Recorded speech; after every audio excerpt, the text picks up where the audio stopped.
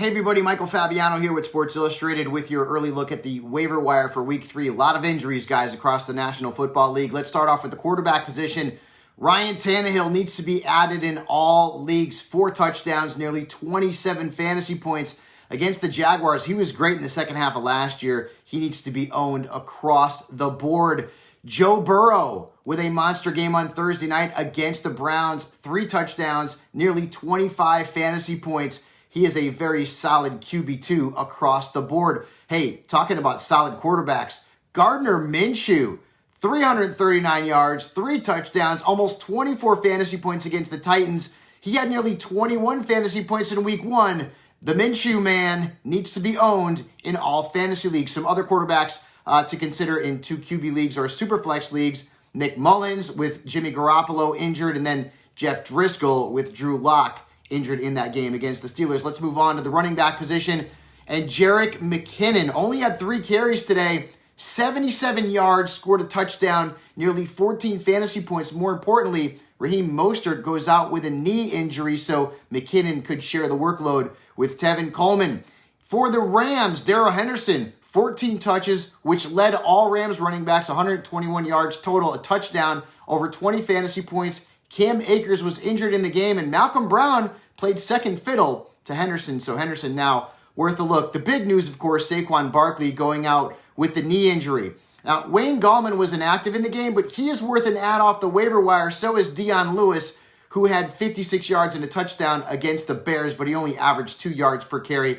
That's going to be a committee situation unless the Giants go out and add a free agent, maybe Devonta Freeman. Some other backs to pick up, Mike Davis with Christian McCaffrey hurting his ankle, and then Myles Gaskins in Miami. Moving on to the wide receiver position, Corey Davis, another strong game. 5 targets, 36 yards, a touchdown, and nearly 13 points against the Jaguars. With A.J. Brown out, Corey Davis needs to be rostered, and so does Justin Gage. 9 targets, 6 catches, a touchdown against my Cowboys. What a game that was, right? Gage, 2 big games in a row. Go out and get him. In Jacksonville, Keelan Cole, 7 targets, 6 catches, 58 yards, and a touchdown, scoring nearly 18 fantasy points against the Titans. Hey, he is in that mix in Jacksonville's passing game. Go out and get him. Sticking with that game, Adam Humphries, 6 targets, 5 catches, 48 yards, a touchdown, and nearly 16 fantasy points. And again, while A.J. Brown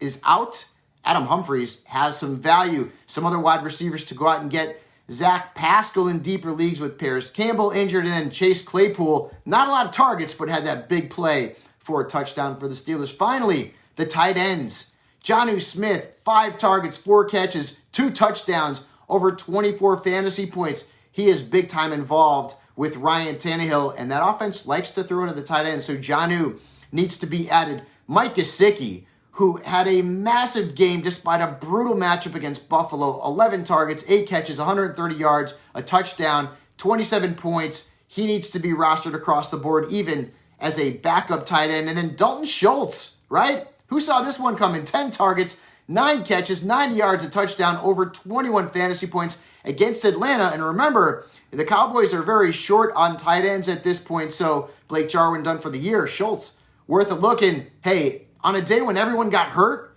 Jordan Reed was healthy and had a big game, 8 targets, 50 yards, 2 touchdowns, 24 points against the Jets. As long as George Kittle is out, Jordan Reed has some value in San Francisco. Finally, a couple of other players to target. Mo Alley Cox had a big game for the Colts while Jack Doyle was out. And then Drew Sample, don't forget him, for Cincinnati, had a big game on Thursday night. That's a look at your early waiver wire for Week 3. Make sure you check out si.com/fantasy for all your fantasy football and gambling needs.